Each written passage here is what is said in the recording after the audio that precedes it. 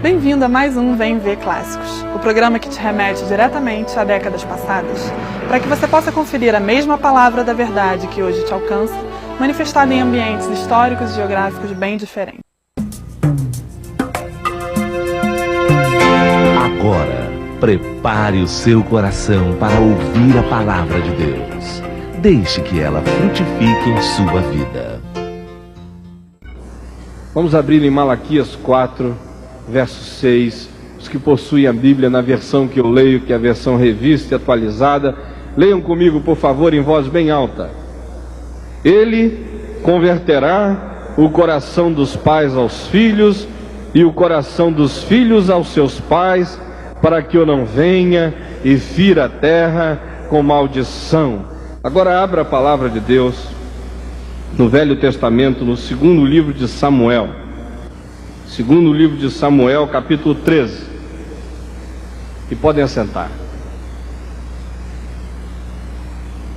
E mantenham a Bíblia aberta em 2 Samuel 13. Gente, nos últimos anos tem se falado muito no nosso meio sobre quebra de maldições.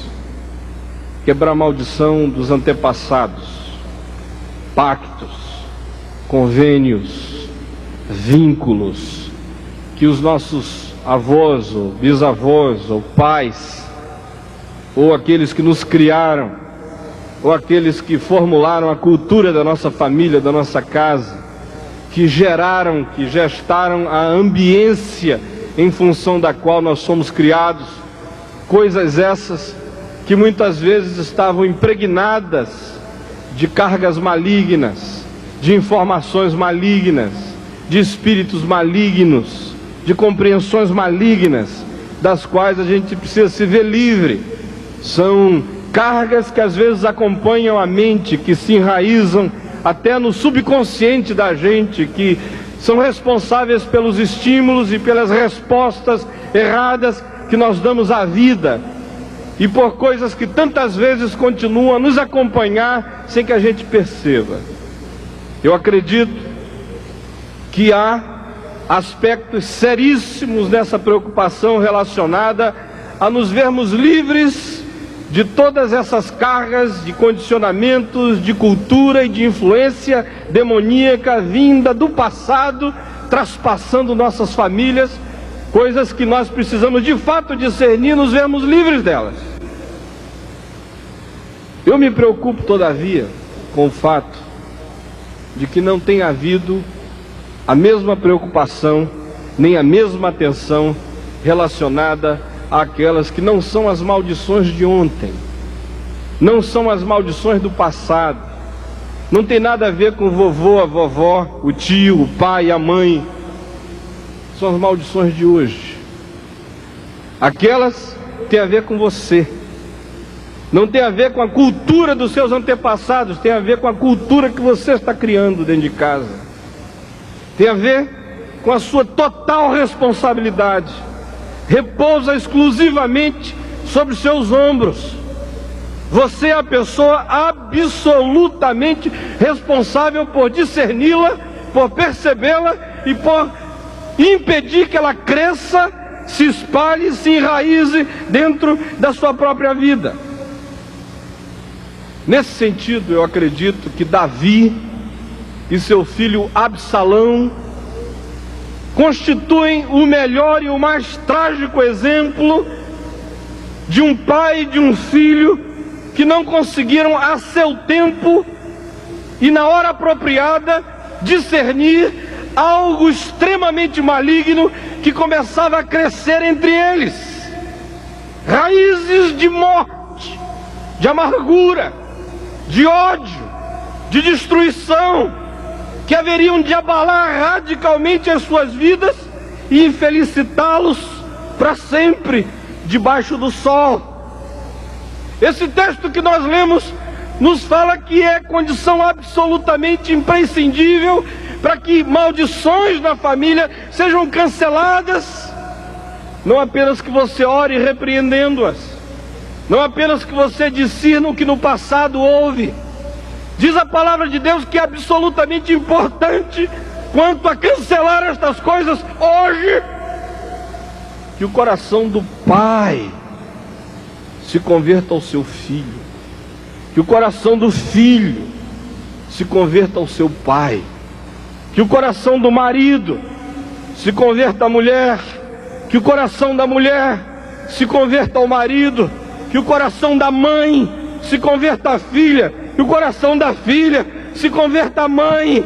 Se não houver essa quebra de ódios, de amargura, gerando então reconciliação, encontro, perdão, abraço, choro, expiação, se a cruz não for erguida aí no meio, no centro dos seus vínculos familiares mais íntimos, mais profundos, se ela não for erguida na sua cozinha, se ela não for erguida na sua sala, se ela não for erguida no seu quarto, se ela não for erguida dentro do armário dos seus filhos, se ela não for erguida nas gavetas íntimas, fechadas, enclausuradas, com amarguras guardadas, se ela não for erguida aí dentro da sua casa, pode ter certeza,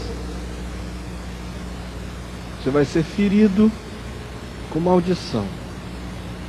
Maldição do ódio, que traz destruições, que mina a vida e arruína a existência de qualquer pessoa. Eu quero convidar você a olhar comigo hoje para a vida de Davi, a vida de Absalão, a partir desse capítulo 13 de 2 Samuel. Inicialmente, eu devo dizer que Davi era um homem de ação, como muitos dos homens e mulheres que estão aqui. Gente que decide, gente que negocia, gente que não titubeia, gente que não leva 2 dias para tomar uma decisão, gente que conta as horas e os minutos, gente ocupada, gente que administra muitas coisas a um tempo só. Davi era assim, ele tinha um reino para administrar, a vida dele era ocupadíssima e ele era um homem de ação, de lutas, de decisões, de agilidade, de desafios e de muitas emoções, de muito estresse. Quando a gente lê o livro de Salmos, especialmente aqueles compostos por Davi, você descobre quão estressado às vezes ele estava. E muitos de vocês que estão aqui sabem exatamente do que eu estou falando, porque há muitos aqui que passam por aí, por essa via estreita de uma existência ocupada, cheia de ação, cheia de emoções. Além disso, Davi também era um pai muito bem intencionado. E eu fico impressionado com as boas intenções de Davi como pai. Você pode discerni-las através de alguns dos nomes que ele colocava nos seus filhos. Adonias, que é aquele que pertence a Adonai, ao Senhor. Ele tem um filho e diz: esse é de Deus. Salomão, ou Gidedias, que significa o amado do Senhor. Ou mesmo Absalão, ou Absalom, Shalom, Shalom, Absalom, o pai da paz. Você imagina o que ele tinha na mente? Quanto sonho, quanta esperança, quantos bons desejos, quanta vontade de que alguma coisa boa se realizasse através da vida daquele garoto. O pai da paz. Quem sabe ele imaginasse que Absalom pudesse vir a ser o seu sucessor, o pacificador do país, o agregador de Israel, homem forte em quem a graça e a unção de Deus estaria. Ninguém põe o nome de um filho assim sem desejar o melhor para ele. Ninguém põe o nome de um filho assim imaginando que esse garoto vai ser traspassado pela espada um dia. Ninguém põe o nome de um filho assim, imaginando que um dia esse mesmo garoto vai gerar um golpe de Estado para destronar o pai do poder. Ninguém põe o nome de um filho assim, pensando que um dia todas as suas mulheres concubinas haveriam de ser possuídas pelo próprio filho no terraço da casa, para que o país inteiro visse numa vergonha nacional. Ninguém põe o nome de um filho assim, esperando a tragédia.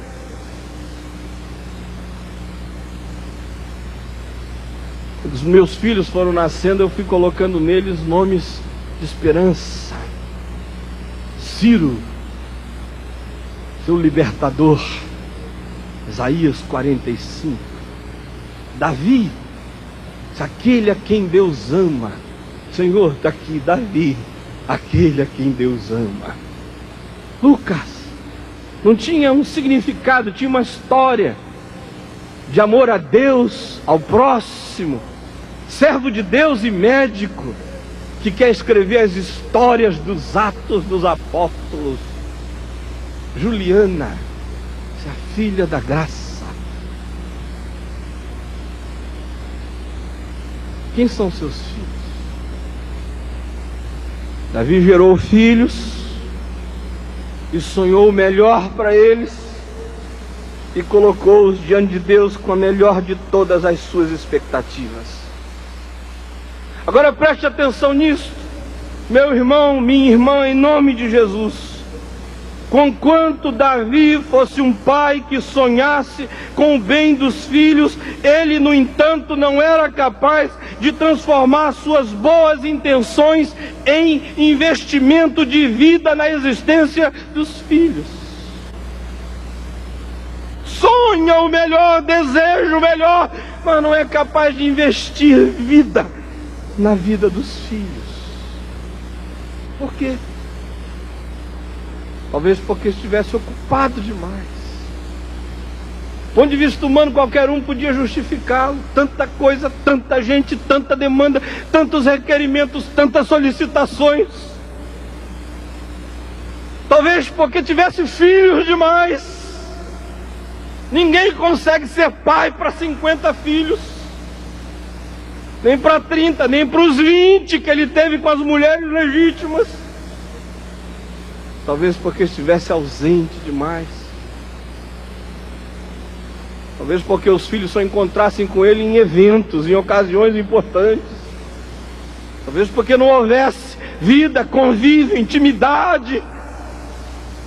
Talvez porque tudo que houvesse entre eles fosse aquela reverência, aquele respeito tremendo, mas que nunca foi além disso, nunca se transformou em segredo, em cochicho, em brincadeira, em caçada no campo,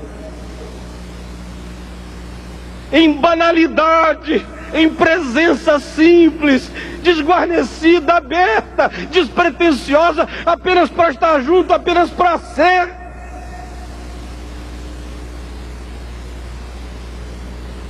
Quero dizer uma coisa a você, meu irmão, minha irmã. Não adianta você ter os sonhos que tem, nem apenas fazer as orações que faz, nem apenas guardar dinheiro para o bem dos seus filhos. Absalão tinha dinheiro, Absalão tinha castelos, Absalão tinha casa, Absalão tinha prestígio. Absalão era bonito e a Bíblia diz que era o homem mais bonito daquela geração. Porte bonito, cabelo bonito, fascinante, tinha charme, tinha tudo. Mas só o que Absalão queria era um pai. Era um pai. Não era um rei, era um pai. Não era um homem poderoso, era um pai. Não era um general invencível, era um pai. Não era um homem que resolvia os problemas do mundo, era um homem que ouvia uma angústia de um filho. Preste atenção no que eu estou dizendo, porque isto é palavra do Senhor. As principais áreas de fraqueza de Davi são claramente percebidas na sua relação com seu filho Absalão.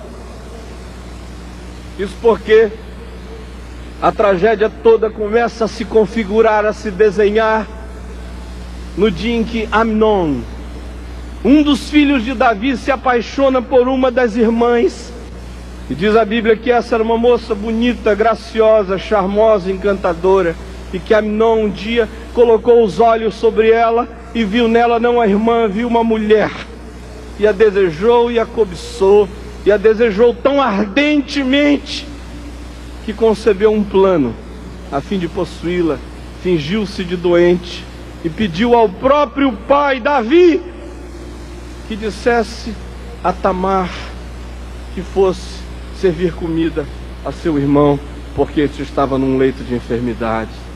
O pai assim fez, a filha foi lá, e o rapaz pula do leito, a estupra, a violenta, a possui, a humilha, e depois sente náusea, sente asco. Diz a Bíblia que o repúdio que ele sentiu por ela depois de possuí-la foi mais forte do que o desejo de um dia tê-la. A corte ficou sabendo do escândalo, o país ficou sabendo do escândalo, o rei ficou sabendo do escândalo, mas o rei não fez nada. Absalão, irmão de Tamar, esperou que o pai fizesse alguma coisa, ele nada fez, então ele chamou a irmã e disse: vem morar comigo. E a garota ficou ali na casa dele 2 anos, durante cujo tempo ele esperava todo dia que o pai chamasse a filha para um beijo, um abraço, um aconchego, e chamasse Amnon para um confronto, e nada disso foi feito. Depois de 2 anos, Absalão não aguentou mais esperar. O diabo encheu o coração dele de ódio, ele começou a planejar a morte do irmão. Ele procurou o pai, disse: eu queria que tu permitisse que o meu irmão Amnon viesse ao campo caçar comigo. O pai, que sabia que tinha algo de muito maligno naquilo tudo, disse: mas por que, meu filho? Por que apenas Amnon? Por que tu não levas todos os teus irmãos juntos para essa caçada? E Absalão levou a todos, e lá no campo matou Amnon. O rei se enfurece, fica cheio de ódio. Absalão foge, vai morar na casa do avô, do pai de sua mãe, num reino vizinho, e fica 3 anos lá. Depois de 3 anos, nada é feito. Davi não chama o moço, não encara o moço, não confronta o moço, não trata do problema. Amnon manda um recado através de Joabe, um alto assessor do pai, e diz assim: não dá.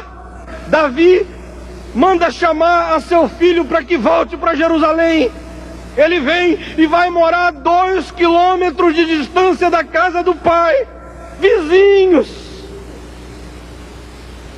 Mas outra vez 2 anos passam e Davi não manda chamar o filho.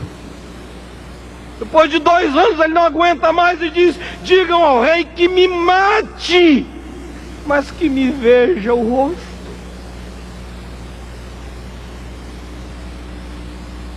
Davi então diz: chame um garoto. Aí entra o rapaz. Todo mundo espera que Davi sacuda, diga: o que foi que houve? Isso é meu filho, é minha carne, como é que faz isso? Mas nada disso acontece. Ele entra, Davi simplesmente diz que ele se aproxime, ele se aproxima, e Davi o beija o rosto e não diz nada. Um estupro, uma morte, ódio, amargura, crise. E o rei pensa que pode resolver isso tudo com um beijinho. A palavra de Deus diz no início do capítulo 15, que dessa ocasião em diante, imediatamente Absalão sai dali, vai para a rua e inicia uma subversão. Começa a dizer: não há justiça na terra, não há rei reinando, não há critérios pelos quais esse povo venha a ser julgado. O que está prevalecendo é apenas a emocionalidade do rei. Se eu fosse rei, haveria justiça na terra. E prepara uma revolta armada. Ele é declarado rei sobre Hebrom. Se aproxima para tomar Jerusalém e cercá-la. Davi ouve dizer: foge com seus súditos, vai para o deserto. deixa alguns homens infiltrados agora dentro da corte do filho Absalão, que acabam dando a ele um conselho desastroso, e ele segue este conselho, e os seus exércitos são destruídos nas campinas e nos vales do Jordão, e Absalão foge entre os bosques. A ordem do rei tinha sido: fazei qualquer coisa, mas não tocai ao moço Absalão, poupai o jovem Absalão. Mas Joabe não aguentava mais. Joabe estava cheio de ódio pelo filho do rei, e quando este foge entre os bosques, seus cabelos longos ficam presos entre os arbustos, e ele cai do seu mulo, fica pendurado ali pela cabeça.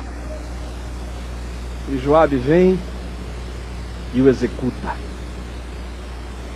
A notícia chega ao rei, e o rei diz: como passa o jovem Absalão? E alguém diz: ele foi traspassado e foi morto.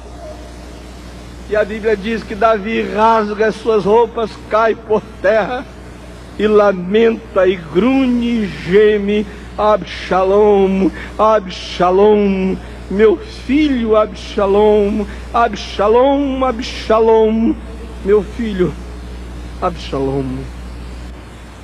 Esse Davi, descrito aqui, não é alguém a quem eu quero imitar. Ele tem o coração segundo o coração de Deus? Tem, porque é capaz de dar respostas de quebrantamento a Deus nos momentos apropriados. Mas conquanto tem esse coração segundo o coração de Deus, não consegue transformar isso, depois de um determinado momento na sua vida, num projeto de vida sadio que abençoe toda a sua casa. O que eu e você podemos aprender com ele hoje de manhã? Em primeiro lugar, nós aprendemos que Davi transferia sempre responsabilidades intransferíveis. E essa é uma coisa interessante que acontece muito com homens e mulheres de negócios. Você está tão acostumado a assumir responsabilidades. O sindicato cobra de você, os empregados cobram de você, a administração espera de você, o financeiro espera de você, o contábil espera de você, todo mundo espera de você. A crise se agrava, é você que tem que dar a resposta. Homens e mulheres muito ocupados do lado de fora de casa acabam sutilmente transferindo responsabilidades intransferíveis dentro de casa. Primeiramente, ele transferiu a responsabilidade de apaziguar o coração de Absalão para os filhos. Pai, deixa eu levar Amnon comigo para a caçada. Ele diz: não, filho, não. Leva todos os irmãos. A palavra de Deus diz que todo mundo em Israel já sabia que Absalão ia matar Amnon. O rei sabia, todo mundo sabia que o que havia era ódio no coração dele. Mas ele não enfrenta o problema, ele usa os filhos como escudo. Não, quem sabe se toda a garotada estiver junto, isso não vai acontecer. Depois, ele transfere a responsabilidade do tratamento da alma de Absalão para o sogro. Lá vai o rapaz se refugiar na casa do avô. Fica 3 anos lá. Ele, quem sabe, pensa que o avô vai mudar o coração do moço, mas o avô não gostava muito dele mesmo, Davi. Porque a filha dele, que casara com Davi, nunca tinha tido o espaço na realeza que ele gostaria que ela tivesse.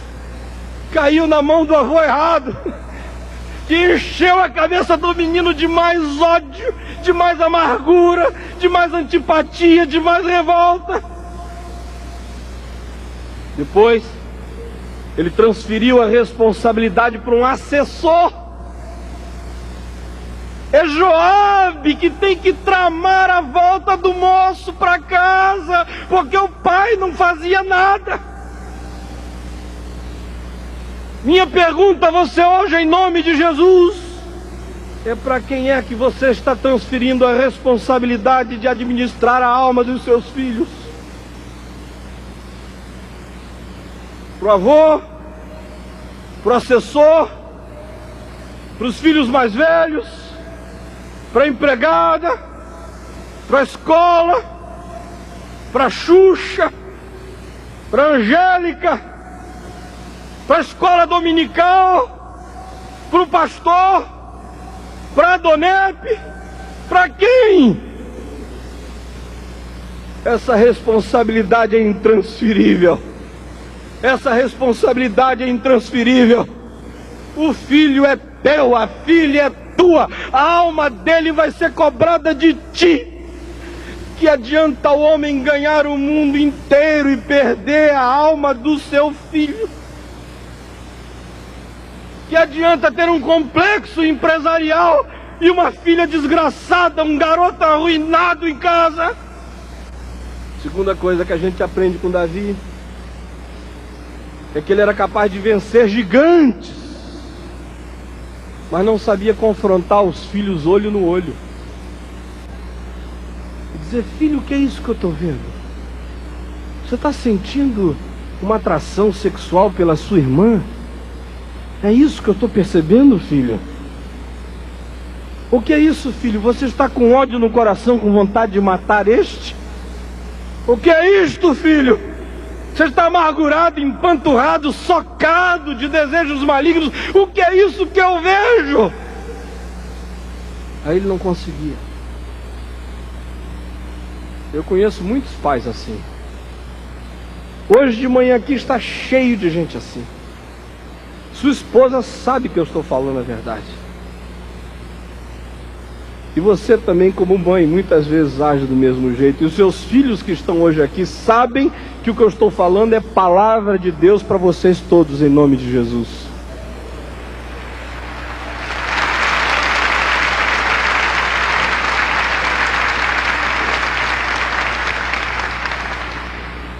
Davi vencia gigantes, mas não sabia confrontar os filhos olho no olho. Por quê? Talvez cansaço, mas talvez uma outra coisa, ouça bem, talvez culpa. Talvez culpa. Aquele caso dele com Betseba e a morte do marido dela, Urias, arruinou a Davi mais do que você pode imaginar. Ele pede perdão ao Senhor, e o Senhor o perdoa. Mas talvez Davi nunca tenha se perdoado. Eu não consigo entender como é que um homem como ele não consegue olhar nos olhos do filho, a não ser porque aqui no fundo há muita culpa. Está lá o diabo ainda dizendo no ouvido e no coração que ele não tem autoridade. Não tem autoridade para repreender Aminon, não tem autoridade para confrontar Absalão, não tem autoridade para falar nada depois daquilo. Ouça bem o que eu estou dizendo a você. Há muitos aqui que se converteram algum tempo atrás, há 1 ano, há 5, há 10, há 15, quem sabe os mais antigos há 20 ou há 30. Alguns de vocês trazem consigo cargas pesadas de culpa passada. Alguns de vocês que estão hoje aqui, um dia adulteraram, um dia tiveram amantes, um dia tiveram casos, um dia fizeram o que não deviam ter feito, um dia geriram mal os recursos, um dia deram exemplos terríveis para dentro de casa. Você se converteu, você encontrou Jesus, você foi perdoado, você foi lavado no sangue do Cordeiro. Mas quem sabe o diabo continua ainda dizendo a você que você não tem autoridade para olhar no olho do seu filho, no olho da sua filha, no olho da sua mulher, no olho da sua casa, por causa daquilo que houve. Eu quero dizer a você hoje, em nome de Jesus, não aceite esta mentira. Não aceite esta mentira. Seja capaz de dizer: olha, filho, eu pequei, eu adulterei, eu fiz, eu fui, mas eu fui lavado no sangue do Cordeiro, e eu estou aqui agora como um novo pai, como uma nova mãe, para dizer a você, não é por aí o caminho, não é por aí o caminho, e eu não vou deixar você andar neste caminho de morte, porque eu não quero lá na frente ficar dizendo, Absalom, Absalom, meu filho, Absalom.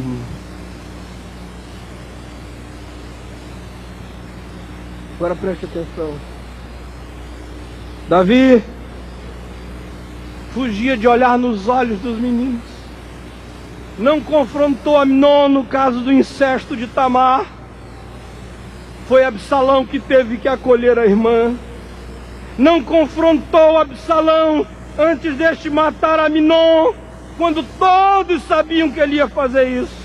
Não confrontou Absalão depois que ele matou Amnon, fugiu, ficou 3 anos desterrado, voltou para junto do pai, e o pai não viu, nem o chamou. Não confrontou Absalão quando ele voltou do exílio e foi morar a 2 quilômetros da casa dele. Ele não confrontou Absalão quando ele exigiu ver o pai. Chegou lá, o que ele ganhou foi só um beijinho irresponsável. Agora preste atenção. O que foi que tudo isso gerou no coração desse menino? Sabe o que foi que o diabo gestou, engendrou e engravidou na alma dele? Uma bomba. Bomba Ó, mais forte que a bomba H, mais forte que a bomba atômica, a bomba do ódio, da amargura sufocada, não resolvida, fertilizada todo dia pelo diabo. Primeiro, surgiu no coração do garoto ódio pelo pai em relação a Tamar. Como é que papai não fez nada? Nem chamou a garota para consolá-la, para resgatá-la e redimi-la publicamente, não fez nada com Amnon. O ódio foi tão grande que depois dos 2 anos de silêncio, ele matou o irmão, e quando foi para o exílio, diz a Bíblia, nasceu Absalão, uma filha, a qual ele chamou Tamar. Isso é muito sério, gente. Sabe o que o garoto está dizendo? Davi tem filhas e põe o nome de Tamar, que significa palmeirinha, plantinha frágil, para ser tratada com cuidado, e não cuida dela. A minha nasceu, o nome dela é Tamar, eu quero ver se alguém toca nessa aqui. Uma declaração de ódio, de amargura terrível no coração desse moço.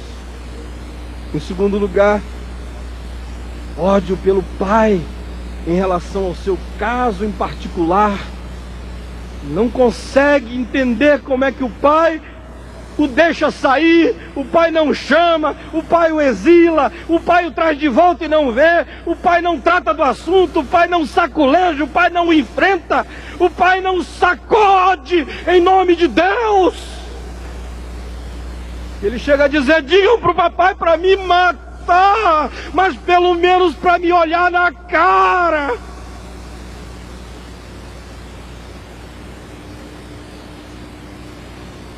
Aí, o pai dá um beijinho e diz, vai embora. E o garoto sai com um ódio enorme no coração. Filhos não querem amor fácil. Não querem que você faça de conta que o pecado não é o pecado. Não querem que você alise a cabeça deles como se nada tivesse acontecido. Filhos gostam de verdade, gostam de integridade, gostam de sinceridade, gostam de olho no olho, gostam de perdão sério, gostam de ver um pai que chora.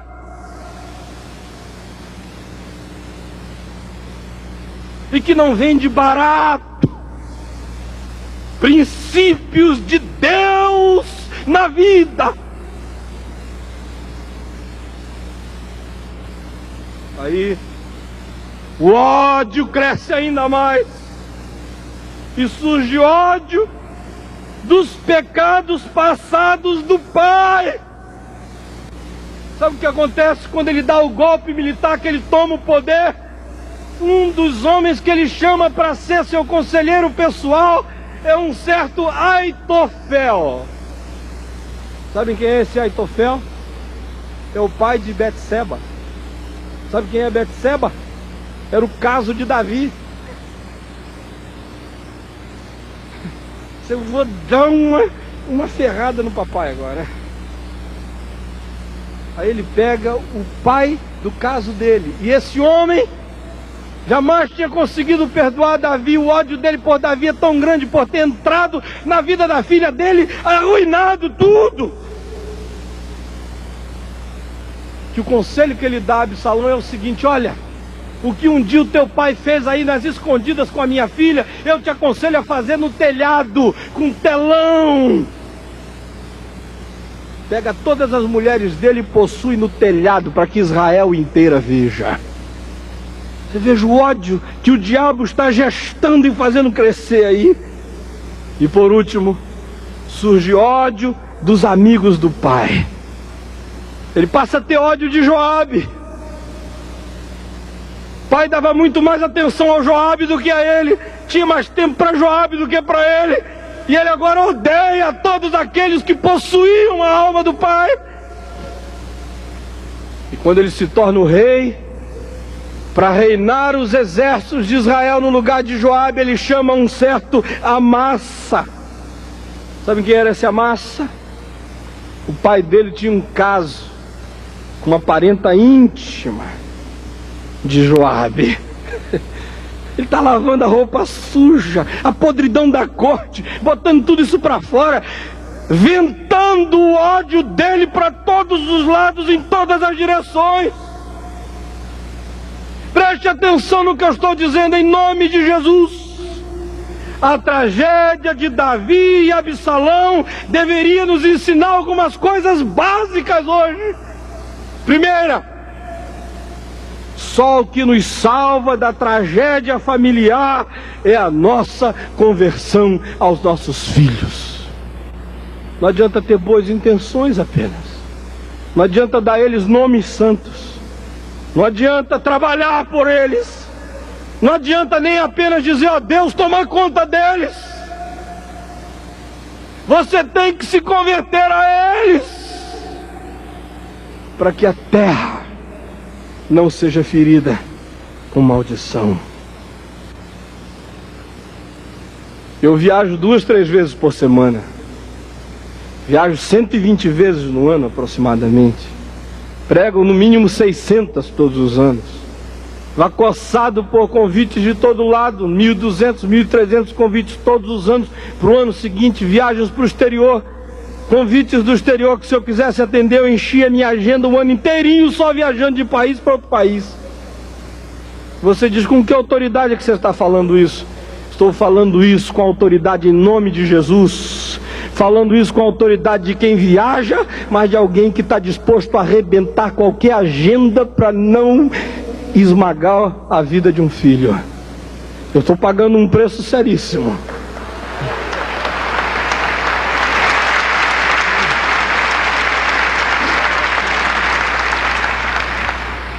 Pagando um preço sério e alto. Sai do Rio de Janeiro às 5 da manhã. Vai a Belém do Pará, chega às 9, prega às 10, prega meio-dia, prega às 3, prega às 4, prega às 5, pega um voo à noite, chega em casa às 10h30, para passar a mão na cabeça da garotinha de 9 anos e dizer: ó, papai está aqui, papai está aqui. Botar a mão sobre ela e dizer: eu te abençoo em nome de Jesus, te abençoo em nome de Jesus. Para pegar meu garoto mais novo e dizer: ó, vem cá, fica aqui, vamos fazer uma oração juntos. Como é que foi o dia, a escola? Para pegar os rapazes, os mais velhos, e dizer: e aí? E os amigos, e as amigas, e como foi? Fala para mim. Para tomar um café da manhã cedo.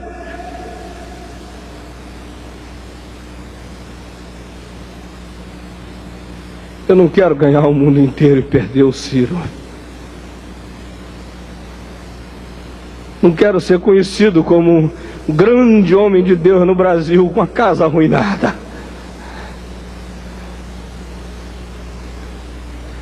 Meu primeiro compromisso na vida é com Deus. Meu segundo compromisso na vida é com a minha mulher. Meu terceiro compromisso na vida é com os meus filhos. E meu ministério vem a reboque.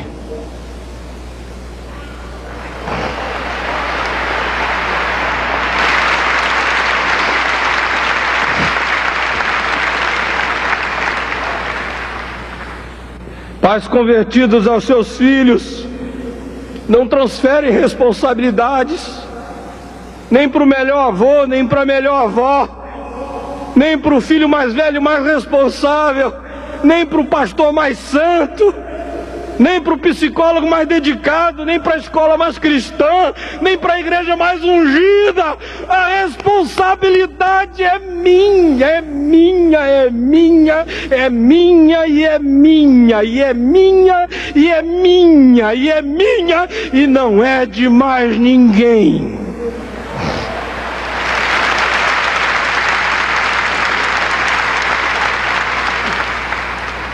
Pais convertidos aos filhos não minimizam o poder das amarguras familiares. Não dizem, não, isso é briga de irmão, é desavença deles. Eles não se tomam muito bem, mas um dia isso acerta. Não brincam com ódio entre os filhos. Não acham que é coisinha infantil. Ao contrário, levam a sério. Levam a sério. Davi era muito melhor do que eu. Mas o Aminon possuiu a Tamar. E o Absalão matou Aminon. E o Salomão matou Adonias. E o Adonias odiava todo mundo. Meu Deus, se isso pode acontecer na casa de Davi, pode acontecer na casa do Caio, pode acontecer na tua casa. Não brinca com isso.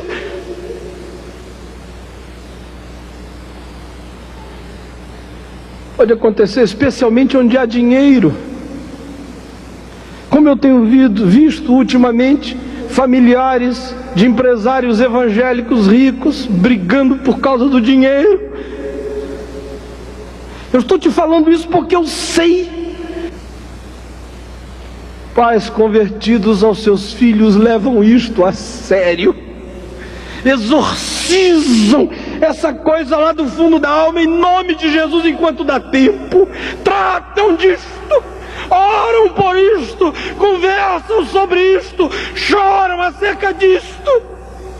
Investam tempo cuidando disto enquanto há tempo, em nome de Jesus. E mais, pais convertidos aos filhos não reagem apenas emocionalmente aos filhos. A Bíblia diz aqui em 2 Samuel 13:39 que um dia Davi ficou cheio de ódio por Salomão. Quando o ódio passou, ele não fez mais nada. Nenhum senso de justiça, nenhuma preocupação com princípios, de tratar do assunto mesmo quando a raiva já não estava mais lá, porque um pecado tinha sido cometido. Filhos odeiam pais emocionais, que são apenas capazes do espancamento, da gritaria, da brutalidade, mas que não agem baseados em princípios de justiça, de verdade, de coerência e de integridade. Pais convertidos aos filhos não fogem dos seus pecados da juventude, antes os resolvem na presença dos filhos. Nesse sentido, eu queria dizer uma coisa a você. Eu me sinto muito à vontade para falar a respeito disso. Eu cometi muitos pecados na minha juventude, e os meus filhos foram crescendo num lar onde isso nunca esteve encoberto. A seu tempo, todos eles foram sabendo de tudo. Hoje em dia eu converso francamente com os mais velhos acerca de qualquer coisa. O segundo deles, que é um garoto que ama muito a juventude, a vida, graças a Deus, crente, de vez em quando me diz: mas papai, um dia você já viveu igual aquele homem ali? Eu digo: já, filho. Deve ser horrível viver assim. Eu digo: é, filho. Como é? Eu digo: é assim, é assim, é assim. Agora, filho, entre aquele homem e o papai existe essa barreira intransponível do sangue do Cordeiro de Deus que tira o pecado do mundo.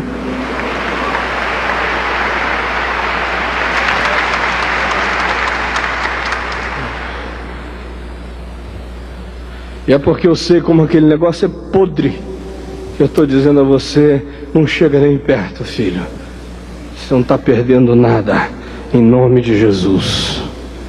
Agora preste atenção: se só o que salva nossa família de uma tragédia é o coração dos pais serem convertidos ao coração dos filhos, também só o que salva os filhos da tragédia pessoal é a sua conversão aos seus pais. Filhos convertidos aos pais entendem pelo menos 3 coisas básicas. Você não está fadado a ser produto dos pecados dos seus pais. Você não tem que dizer que você é filho de escorpião, então você está fadado a dar ferroada a vida inteira. Jesus veio ao mundo para arrancar essa natureza de escorpião.